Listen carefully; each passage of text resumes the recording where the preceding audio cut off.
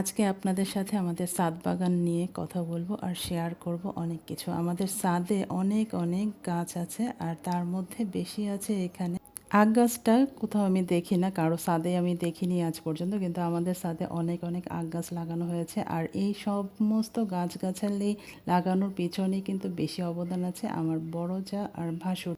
তো এত বিভিন্ন ধরনের গাছ থাকার পরেও কিন্তু ছাদের উপর আমাদের মুরগি আছে আর কবুতরের ঘরও আছে, সেগুলো অন্যদিন আপনাদের সাথে শেয়ার করব।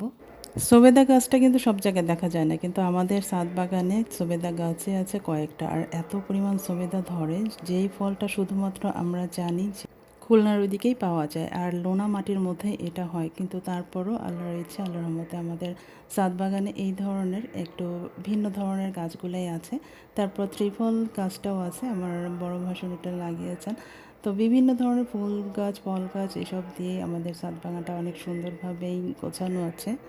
এগুলো আসলেই শখের বিষয়, শখ করেই সব ধরনের গাছপালা লাগানো হয়, আর পরিশ্রমেরও ব্যাপার আছে। শুধুমাত্র যে তো শখ করে এই ধরনের গাছপালা লাগালে দেখা যায় যে ফল ফলাদি সব কিছু খাওয়াও যায়, আবার কাউকে দেওয়াও যায়, আর এটা একটা অনেক আনন্দের ব্যাপার। বিকেল হলেই ভাবি এখানে দেখি পানি দিতেও চলে আসে। আর আপনারাও পারেন, আপনাদের ছাদে যদি এরকম জায়গা থাকে তাহলে এরকম ছাদ বাগান করতে পারেন, আর অবশ্যই পাশাপাশি মুরগিও পালন করবেন।